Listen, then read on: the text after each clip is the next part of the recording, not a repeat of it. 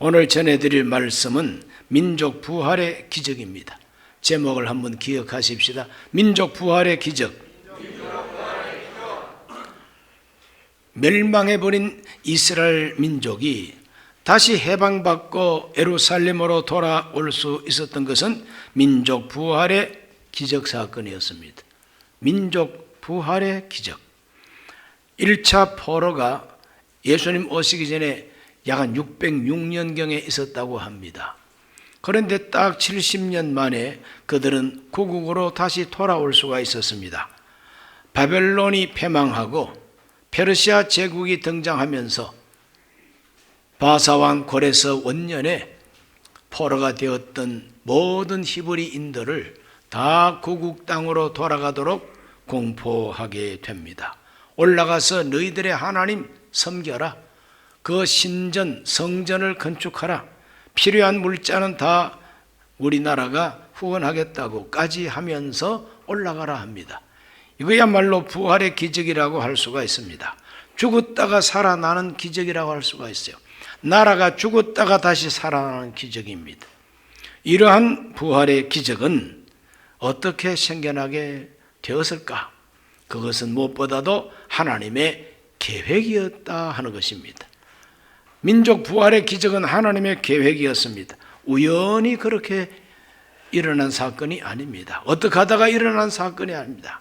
하나님이 미리 약속하시고 계획하신, 세계를 경영하시는 하나님의 손 안에, 하나님의 마음속에 있던 계획이 드디어 나타나게 된 것입니다.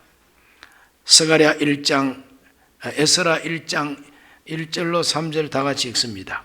바사왕 고레스 원년에 야훼께서 에레미야 입을 통하여 하신 말씀을 이루게 하시려고 바사왕 고레스 마음을 감동시키시며 그가 온 나라에 공포도 하고 조서도 내려 이르되 바사왕 고레스는 말하노니 하늘의 하나님 야훼께서 세상 모든 나라를 내게 주셨고 나에게 명령하사 유다 예루살렘에 성전을 건축하라 하셨나니 이스라엘의 하나님은 참 신이시라.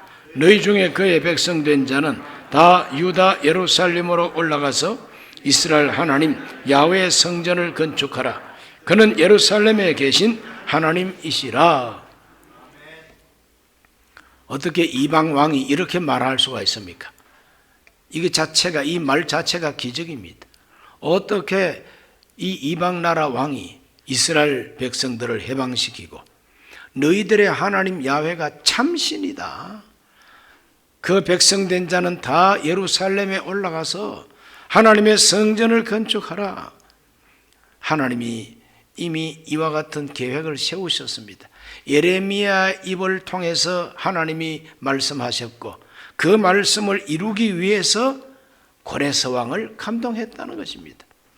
하나님께서 고레스 왕의 마음을 감동하시고 공포하게 하시고 그래서 하나님의 말씀대로 이루어지게 한 것은 다 하나님의 경영과 계획이라는 거죠. 예레미야가 무엇을 하나님의 말씀으로 대언했습니까? 예레미야서 29장 10절 말씀입니다. 야훼께서 이와 같이 말씀하시니라.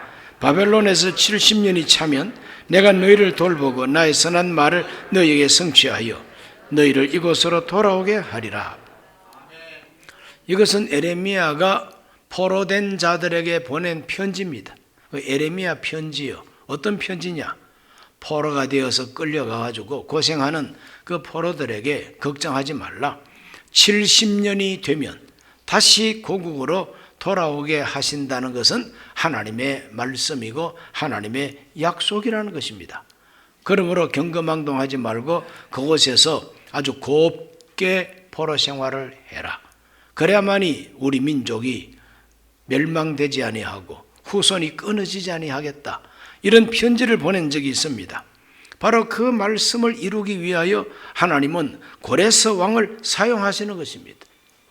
고레스 왕을 사용하시겠다는 하나님의 계획은 이사야 44장 28절에 기록이 되어 있습니다. 고레스에 대하여 이르기를 내 목자라 그가 나의 모든 기쁨을 성취하리라 하며 예루살렘에 대하여는 이르기를 중건되리라 하며 성전에 대하여는 너의 기초가 놓여지리라 하는 자니라 그랬어요. 예레미야 선지자보다도 150년 전 선배입니다. 선배라기보다도 조상과 같아요. 150년 전에 예레미야 이전에 벌써 하나님이 예언을 하고 계십니다. 고레스라고 하는 왕을 나의 목자로 내가 택하였다는 겁니다. 내 기쁜 뜻을 다 이루게 하겠다는 겁니다. 예루살렘 성이 무너졌지만 다시 쌓여질 것이고 성전이 파괴되었지만 다시 기초가 놓이게 될 것이라고 하나님께서 이미 예언하고 계신 것입니다. 그러므로 하나님이 고레스를 통해서 이스라엘 백성들을 포로에서 해방시키는 이 부활의 기적은 계획이라, 하나님의 계획이라는 것입니다. 하나님의 계획은 오늘날도 그대로 적용된다는 걸 믿으시기를 바랍니다. 하나님 살아 계십니다. 그렇기 때문에 오늘 이 시대에도 민족 부활의 기적이라는 게 있습니다. 우리 대한민국이 바로 경험을 했습니다. 1910년 8월 29일 대한제국은 완전히 일본에게 나라를 다 송두리째 갖다 바치고 대한제국이라고 하는 나라가 소멸됐습니다. 없어져 버렸어요. 완전한 멸망입니다. 그런데 35년 만에 1945년 8월 15일 일본이 항복하고 한국은 해방을 받습니다. 이거는 기적이죠. 세계사적인 기적인 것입니다. 대한제국이 대한민국으로 부활했습니다. 대한제국이라는 뜻은 대한은 황제의 나라다 하는 뜻입니다. 그래서 황제 제자를 써가지고 대한제국, 황제의 나라다. 그때 황제가 고종, 순종이었죠. 그런데 이와 같이 35년 만에 대한민국으로 부활합니다. 민국이라고 하는 것은 국민이 주인이다 이 말입니다. 왕이 주인이었던 나라가 국민이 주인된 나라로 하나님이 새롭게 부활시켜 주신 거죠. 20세기에 경험한 우리 대한민국의 역사 경험도 민족 부활의 기적이다 하는 것을 잊어서는 안 됩니다. 한 국가의 운명도 하나님이 다 경영하시고 계획하신다는 걸 우리가 믿고 나라를 위해서 기도를 많이 해야 됩니다. 우리 개인의 인생도 마찬가지입니다. 우리 개인의 인생도 하나님이 다 계획하고 경영하고 계신 것을 믿으시기를 바랍니다. 자기 스스로를 못났다고 생각하고 너무 자기를 비하하고 자기를 아주 하찮게 생각하는 분들도 있어요. 하나님이 나 같은 사람은 겉들도 보지도 아니하실 거야. 교회 나가도 그만 안 나가도 그만, 내가 안 나간다고 하나님이 눈이나 끔찍하실까? 그런 마음을 가지고 계신 분은 매우 잘못된 생각을 하고 계신 분입니다. 하나님은 우리 한 사람 한 사람을 귀하게 보시고 소중하게 여기시고 하나님은 우리 일생에 대한 계획을 가지고 계신 걸 믿으시기를 바랍니다. 특별히 예수 그리스도를 통해서 말씀해 주셨어요. 예레미야를 통해서 이사야를 통해서 하신 말씀을 이루기 위하여 한 제국을 일으키고 황제를 움직였던 우리 하나님이 예수님 안에서 우리에게 약속한 말씀이 있어요. 예수 믿으면 죄사함 받고 성령 충만 받고 우리의 모든 저주가 물러가고 장차 하나님 나라가 우리에게 주어진다는 약속은 모든 믿는 자에게 주신 하나님의 약속입니다. 그 하나님의 계획은 반드시 이루어진다는 걸 믿으시기 바랍니다. 절망은 없습니다. 하나님의 계획 속에 우리의 소망이 있다 이 말이죠. 가능성이 있다는 겁니다. 그러므로 기도하고 하나님을 찾아야 된다는 거죠. 예수 그리스도가 부활하신 것도 하나님의 계획 속에 있었습니다. 벌써 우리 하나님은 예수님을 통해서 십자가에서 우리 죄를 대속하고 부활케 하심으로 말미암아 우리를 영생으로 인도하고 새 하늘과 새 땅을 예비하여 영원히 주님과 함께 살도록 하나님은 다 계획하고 계시며 장차 저와 여러분 모두가 다 부활하신 우리 예수님이 계신 부활의 나라에 가게 되어 있습니다. 믿으시기를 바랍니다. 그리고 두 번째, 이 기적은 기다리는 사람들의 부활이었습니다. 기다리는 사람들에게 기적이었어요. 기다리지 않는 사람에게는 기적이 기적일 수가 없었다 이 말입니다. 이스라엘 백성들이 왜 포로가 되어서 끌려갔을까요? 왜 나라가 망했을까요? 망할 이유가 있었습니다. 그것은 그들이 하나님을 버리고 하나님 말씀을 버리고 우상을 숭배했기 때문에 그런 것입니다.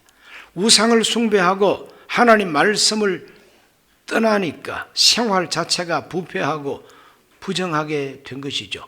그래서 하나님이 청소하듯이 썰어버렸어요. 우상이 그렇게 좋으냐? 바알이 그렇게 좋으냐? 하늘 여왕이 그렇게 좋으냐?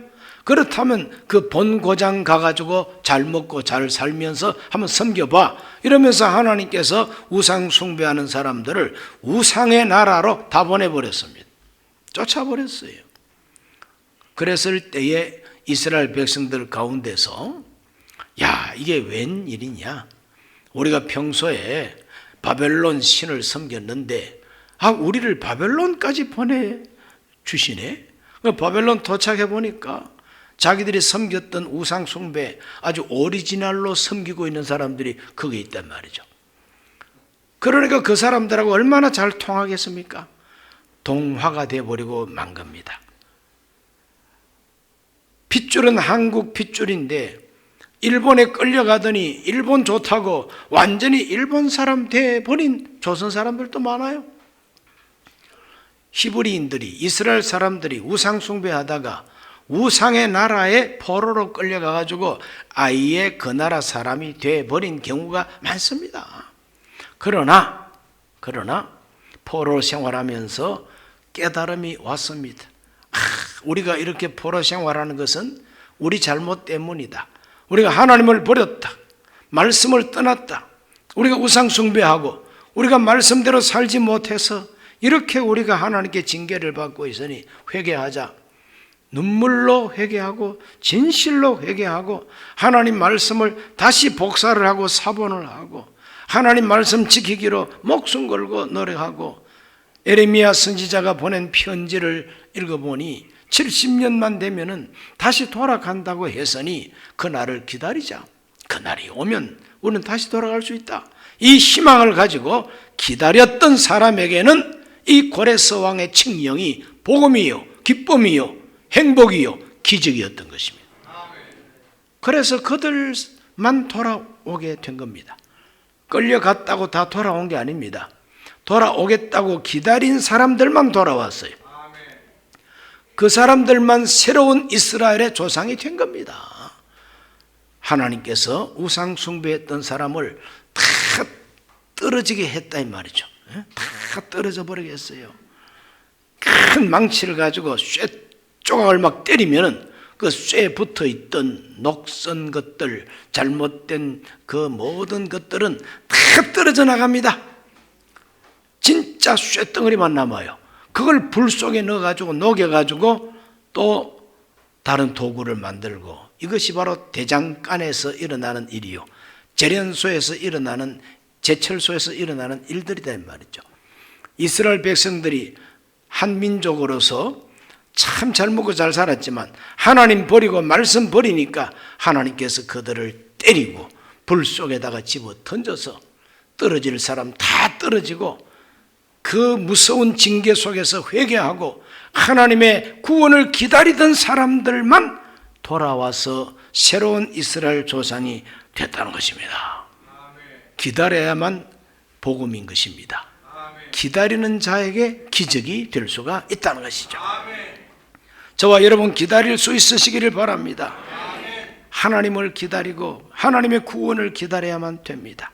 기다리던 그들이 드디어 예루살렘으로 돌아왔을 때에 얼마나 기쁘고 얼마나 감격스러웠던지 시편 126편 1절로 3절은 그 감격을 이렇게 노래합니다.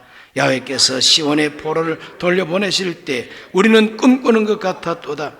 그때 우리 입에는 웃음이 가득하고 우리 혀에는 찬양이 찼었도다. 그때 문나라 가운데서 말하기를 야훼께서 그들을 위하여 큰 일을 행하셨다 하였도다. 야훼께서 우리를 위하여 큰 일을 행하셨으니 우리는 기뻐도다. 꿈꾸는 것 같은 감격. 꿈이냐 생시냐, 꿈꾸는 것 같은 감격, 기쁨이 넘치고 입에는 웃음이 가득했다 그랬어요. 왜? 기다렸기 때문에. 기다렸기 때문에 그 해방의 날이 왔을 때에 그들은 기적을 경험하게 되고 기쁨을 경험하게 되고 꿈꾸는 것 같은 감격을 가지고 예루살렘으로 돌아오게 되는 것입니다. 기다림이 있으시기를 바랍니다. 간절히 기다리던 선물이 아니라 엉뚱한 선물을 받게 되면은 감사하지도 아니하고 반가워하지도 않습니다. 내가 기다리던 선물을 받아야 기쁘죠. 어린 아이들이 다 그렇습니다. 어린 아이들이 이런 거 저런 거 갖고 싶은데 엄마 아빠가 선물이라고 사주는데 내가 기다리던 선물은 안 사주고 엉뚱한 걸 갖고 오면 아이들 입이 쑥 나옵니다. 눈이 아주 이티 눈처럼 쫙 그렇게 됩니다. 고마워하지도 않습니다. 그냥. 그러나 기다리던 선물을 갖고 오면은 막 우리 아버지 최고라, 우리 엄마 최고라 그러고 박수를 치고 좋아서 강중 뜁니다. 기다려야만 된다 이 말이죠. 오늘 저와 여러분은 기다릴 줄 알아야 됩니다. 하나님이 저와 여러분을 위해서 예비하신 저 미래는 너무나도 아름다운 새하늘과 새 땅, 새 예루살렘 성입니다.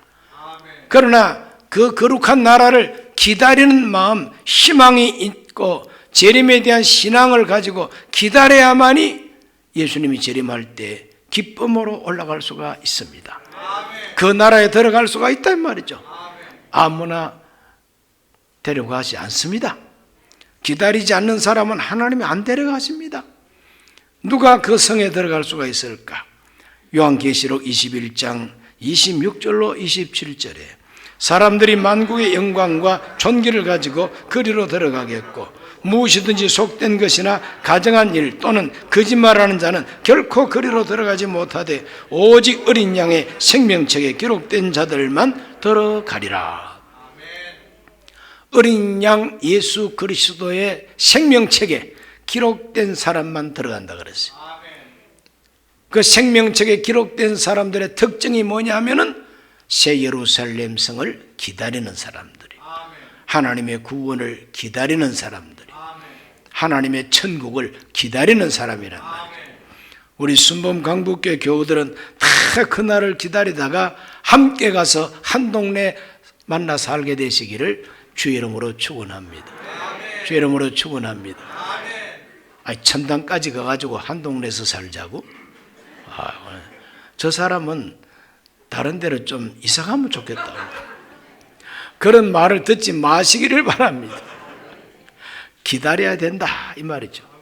그러므로 포로가 되어가지고 산지사방 흩어졌지만 포로 해방령이 딱 떨어지자마자 기다렸던 사람은 모두가 뭉쳐서 예루살렘으로 돌아오게 된 겁니다. 그들에게만 기적이요, 그들에게만 복음이요, 그들에게만 부활이었던 것입니다. 세 번째로는 부활한 민족에게는 사명이 있었습니다. 다시 부활한 그 이스라엘 민족은 사명을 가진 민족입니다.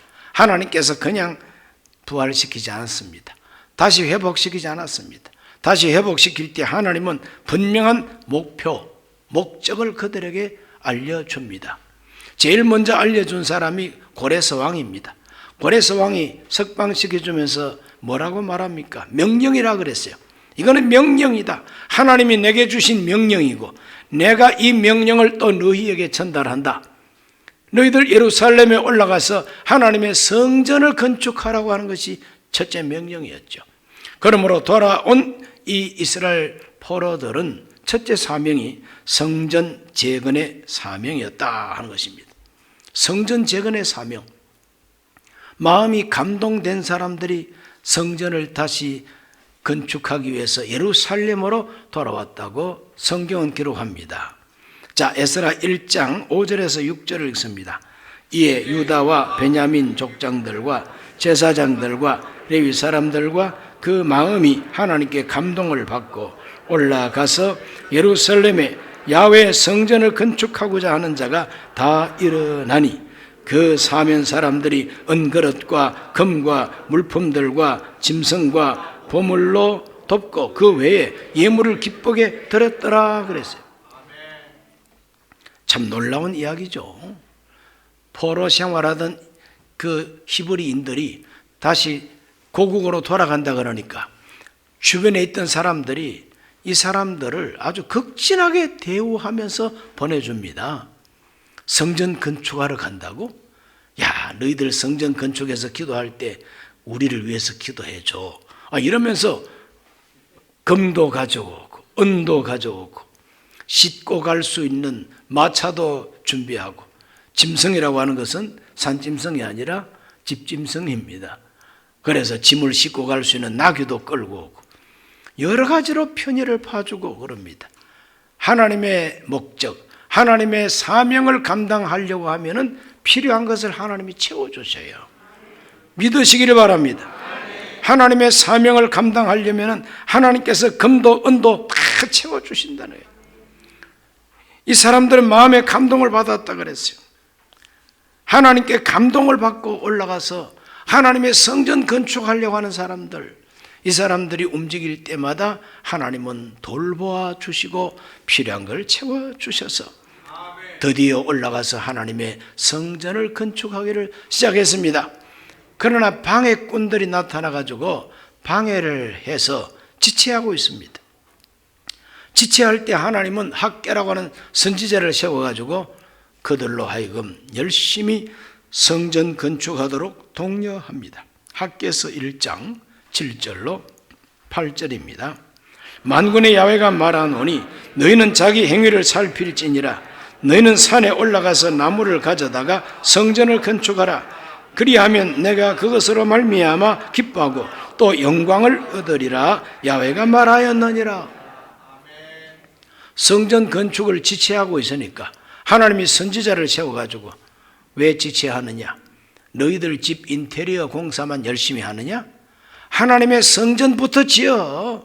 그래야만이 내가 영광을 받고 너희에게는 복을 내려주겠다고 그랬어요. 학개 선지자의 애언을 듣고 이스라엘 사람들이 자기들이 좀 더 게으렀던 것을, 지체하던 것을 회개하고 열심히 하나님의 성전 건축에서 BC 516년에 헌당식을 가지게 됩니다. 감격스러운 헌당식이었어요. 이것이 오늘 우리에게 주어지는 의미가 뭡니까? 저와 여러분도 다 부활한 민족이에요. 가슴에 손을 얹고 따릅다. 나는 부활한 사람이다. 언제 죽었다가 다시 살아났을까요? 성경대로 말하면 허물과 죄로 죽었던 너희를 예수 그리스도 안에서 하나님의 은혜로 다시 살려내셨다는 게 구원입니다. 예수 믿고 구원받은 사람은 다 부활한 사람이에요. 부활한 우리들에게 사명이 있습니다. 우리들도 하나님의 성전 건축에 사명이 있단 말이죠.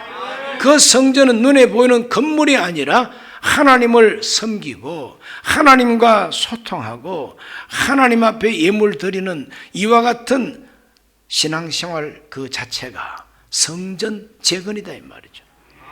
우리 마음의 성전이 우뚝 서 있으시기를 바랍니다. 하나님 앞에 제사를 성실하게 올리는 이와 같이 예배를 잘 들으시기를 바랍니다.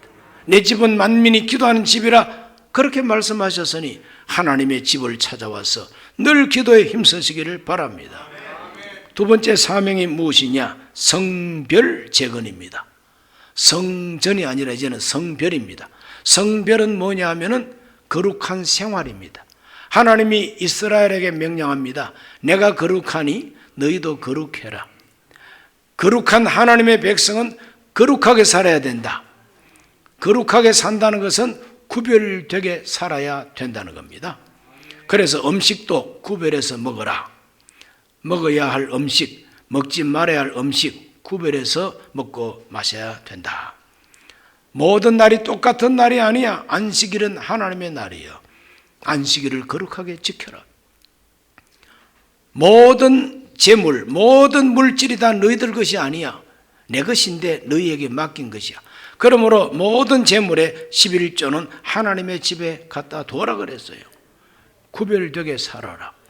그리고 부모에게 공경하고 살인하지 말고 간음하지 말고 도둑질하지 말고 거짓 증거하지 말고 이웃의 소유를 탐내지 말라.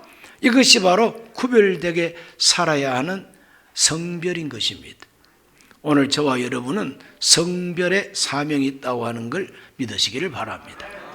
아무렇게나 살아서 되는 게 아닙니다. 우리는 좀 구별되게 살아야 되고 유별나게 살아야 됩니다. 잊어버리지 않기 위해서 또 한번 합시다. 가슴에 써놓고 나는 유별난 사람이다. 유별나게 살아야 한다. 주일이 되면은 뭐 바이러스가 나발이고 꺼져. 나는 예배 드리러 가야 돼. 이게 바로 유별난 거 아닙니까? 그게 유별난 겁니다. 하나님 앞에서 월급을 받고 돈 벌었다 그러면은 11조부터 뚝 떼가지고 봉투에 담아가지고 성전에 갈 준비를 합니다. 당신 그 돈 어디다가 내려고 그래? 교회 갖다 내려고 그래. 별꼴 다 보네. 땀 흘려서 번 돈을 왜 교회 갖다 바쳐? 이렇게 욕합니다. 그러나 우리는 유별나게 삽니다. 11조 헌금을 하나님께 드리는 아주 유별나게 경제생활을 하는 사람들이에요. 주일도 성수하고 11조 헌금도 드리고 남들 다 좋아하는 술도 안 마시고 세상에 수많은 사람들이 애인을 두고 사는데 우리는 애인이 없어요. 그 애인 없이 사는 게 유별나답니다. 요즘은. 그래 좋다. 나는 유별나게 산다. 나는 그냥 우리 남편 우리 아내밖에 없다.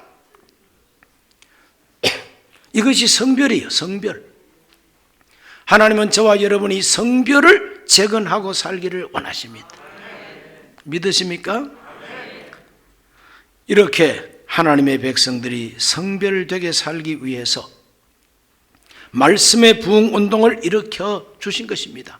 그래서 성별되게 살려면 말씀을 순종해야만 성별되게 살 수가 있다는 것입니다. 자, 성경 읽어봅니다. 느헤미야 8장 5절에서 6절을 다 같이 읽습니다. 에스라가 모든 백성 위에 서서 그들 목전에 책을 펴니 책을 펼 때에 모든 백성이 일어서니라. 에스라가 위대하신 하나님 야훼를 송축하며 모든 백성이 손을 들고 아멘 아멘 하고 응답하고 몸을 굽혀 얼굴을 땅에 대고 야훼께 경배하니라. 강단을 만들어 놓고 강단 위에 에스라가 서서 하나님의 율법책을 읽었다 그랬어요. 하나님의 율법책을 읽을 때 백성들이 어떤 태도를 보였느냐? 손을 들고 아멘 아멘 했다 그랬어요. 그 유별나게 신앙생활 한다고 별명이 나 있는 순복음 교인들도 손 들고 아멘하는 사람보다도 가만히 앉아서 아멘하는 사람이 더 많고 아멘 소리도 크게 안 나오고 속으로만 아멘 이러는 사람들이 많은데 이 에스라 시대에는 그냥 손을 들고 막 백성이 아멘 아멘 하고 엎드려서 하나님께 얼굴을 땅에 대고 하나님께 경배했다 그랬어요. 하나님의 말씀 앞에 아멘으로 화답하고 말씀 주시는 하나님 앞에 얼굴을 땅에 대고 경배하면서 말씀대로 살겠습니다. 말씀대로 살겠습니다. 그것이 바로 성별 재건입니다. 저와 여러분 모두가 다 말씀 앞에 정말 아멘으로 화답하고 순종하여 성별되게 살게 되시기를 축원합니다. 아멘 소리가 확실히 달라져 버렸어요. 행함이 없는 믿음은 그 자체가 죽은 것이라고 야고보가 말했습니다. 그러므로 행함이 있는 믿음이 바로 성별이다 이것이죠. 세 번째는 성벽재건입니다. 성벽재건. 성벽은 무엇이냐? 외적이 침략해 들어오면 막아내는 장소가 성벽이죠. 성벽이 높아야 됩니다. 성벽이 튼튼해야 돼요. 성문이 든든하게 잠겨져야 됩니다. 그래야만이 외적을 막아낼 수가 있는 것이죠. 공격을 막아낼 수가 있습니다. 이게 국가 차원에서 말하면 안보가 든든해야 된다는 거죠. 국방이 든든해야 된다는 거예요. 느헤미야는 이 말씀을 가지고 어떻게 하면 우리가 든든한 안보를 해야 될 것이냐. 느헤미야 2장 17절은 말합니다. 후에 그들에게 이르기를 우리가 당한 곤경은 너희도 보고 있는 바라. 예루살렘이 황폐하고 성문이 불탔으니 자 예루살렘 성을 건축하여 다시 수치를 당하지 말자 그랬어. 성문이 불타고 성벽이 헐어져 있으니까 그냥 외적들이 함부로 침략해 들어와서 우리가 곤경을 당하고 있지 않느냐. 그러므로 더 이상 수치를 당하지 않기 위해서 성벽을 쌓고 성문을 갖다 달고 막아내고 싸워 이기자 이 말이죠. 하나님께서 그 사명을 주신 겁니다. 그 사명을 감당하기 위한 대표자로 느헤미야를 총독으로 보내가지고 무너진 성벽을 다시 쌓게 됩니다. 52일 만에 성벽을 쌓게 됩니다. 이것은 오늘 부활한 저와 여러분에게 어떤 의미가 있습니까? 영적 무장을 해가지고 마귀를 대적하라. 우는 사자처럼 삼킬 자를 차려고 늘 공격해오는 이 마귀의 공격을 막아내라 이 말이죠. 귀신의 공격을 막아내라. 세속의 파도를 막아내라. 죄짓자고 하는 유혹을 막아내라는 것입니다. 영적 무장을 해가지고 영적 전쟁에서 이겨야 된다고 하는 의미가 되는 것입니다. 사탄을 막아내고 악령을 막아내고 귀신을 쫓아내고 세속적인 유혹을 막아내고 잘못된 사상 철학을 막아내고 동성애와 같은 이상한 것들을 막아낼 수 있어야 된다. 그래서 우리 성도들이 동성애 반대 사인 많이 했지 않습니까? 그 효과가 좀 있어가지고 이때까지 잘 막아내고 있습니다. 그런데 더 위험해졌어요. 동성애를 합법화하자고 하는 국회의원들이 훨씬 숫자가 많아져 버렸습니다. 우리 교회는 어떻게 하든지 하나가 되고 막아낼 수 있어야 됩니다. 교회 정체성, 국가의 정체성, 내 자신의 영적인 정체성을 지키기 위해서 성벽을 쌓아야 된다 하는 의미로 우리가 받아들여야 되는 것입니다. 부활한 크리스찬들은 이와 같이 성전을 재건하고 그리고 성벽을 재건하고 성벽을 재건해야 할 사명이 오늘날 우리에게도 있다는 걸 잊지 말게 되시기를 바랍니다. 그래서 승리하고 하나님 주시는 복을 받아 누리게 되시기를 주의 이름으로 축원합니다. 주의 이름으로 축원합니다. 기도합니다. 하나님 아버지, 오늘 주님 앞에 와서 예배하고 역사서 마지막 부분에 나오는 이 민족 부활의 기적을 생각했습니다. 우리 모두가 예수 안에서 부활한 하나님의 사람들이 된 것을 감사합니다. 부활한 사람들이 돌아와서 무엇을 해야 될 것인지 하나님은 우리에게 사명 주셔서 감사를 드립니다. 이 사명 잘 감당할 수 있도록 은혜와 능력을 더해 주옵소서. 예수님 이름으로 기도하옵나이다.